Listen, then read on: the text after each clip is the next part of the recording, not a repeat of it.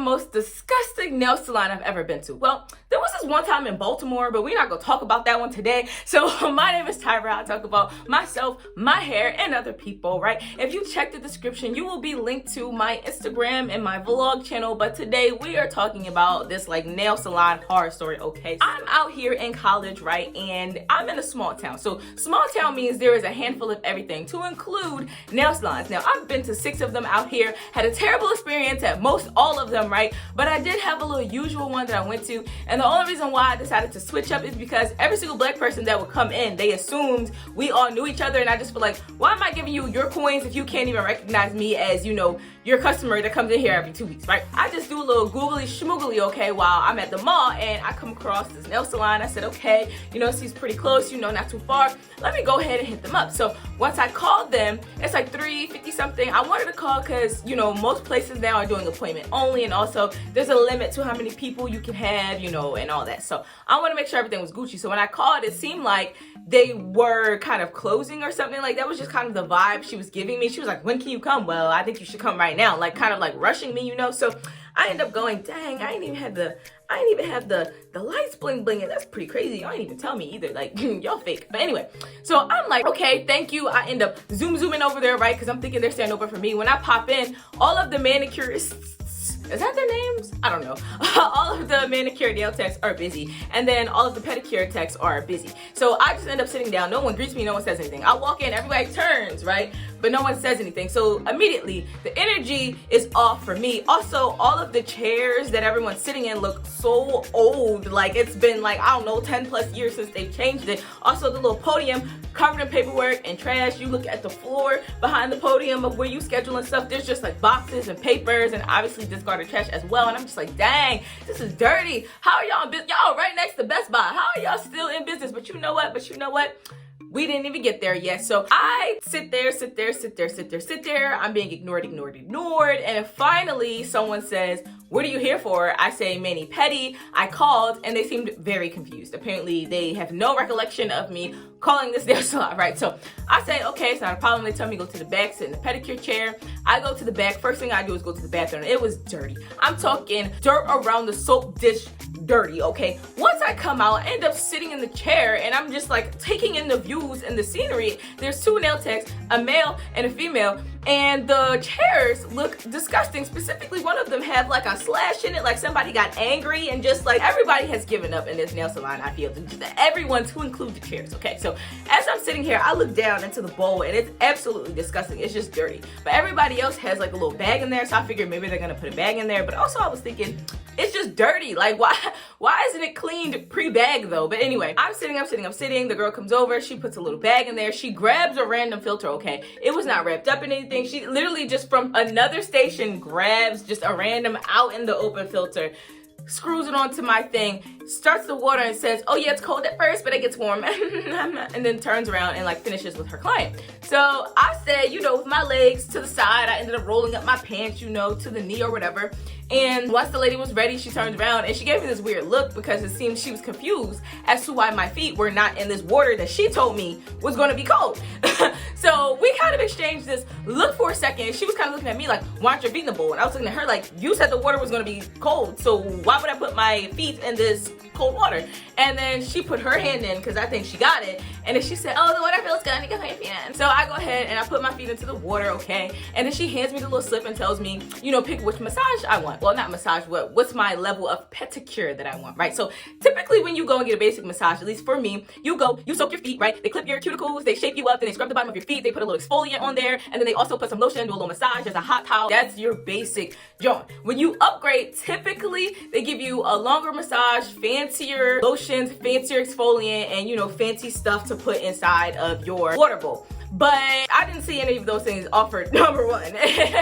And number 2, I expressed to the lady, typically there isn't really much of a difference between the basic and the upgrade other than the product. So I don't really see the point in the upgrade. And she tells me, oh, she don't care. She give 100%. She's never gonna give half. She give her whole full. Now, I can tell that was kept immediately because the whole time she was taking care of that other client, every single time somebody called the shop and asked for a pedicure and the person said, yeah, we can take you, she's like, like pissed off. So I watched you be angry about more people coming to your shop. So how you about to sit here and tell me I give 100% everything?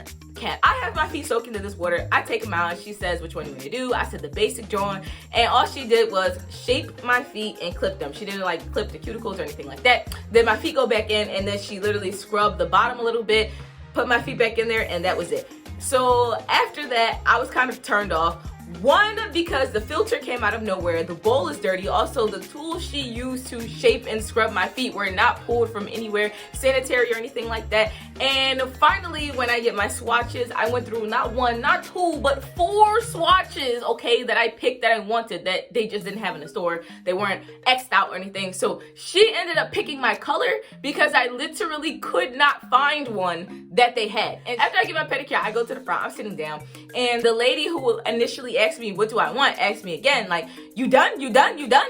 And I was like, no, I'm not done. I said I wanted a mani-pedi, so now I'm trying to get my mani. She was like, okay, well, what do you want for your mani? And I was like, well, I want a dip French. And she was like, well, I don't know how to do that.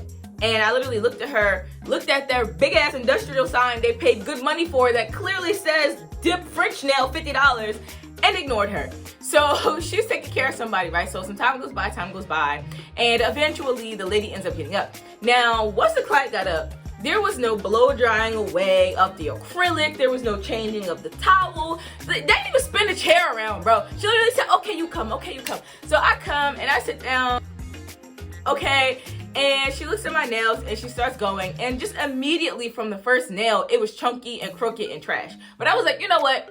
Maybe she just needs to buff it out. Maybe she just needs to buff it out. So I'm still sitting there. I'm still sitting here, and she's like buffing and all this stuff. And honestly, it's not looking much better. None of my white strips have lined up correctly, okay? But you know, I'm still trying to be patient, right? So then she gets to, I guess, what is close to the end, and then shows me my pinky and says, it looks good, right? It looks good, right?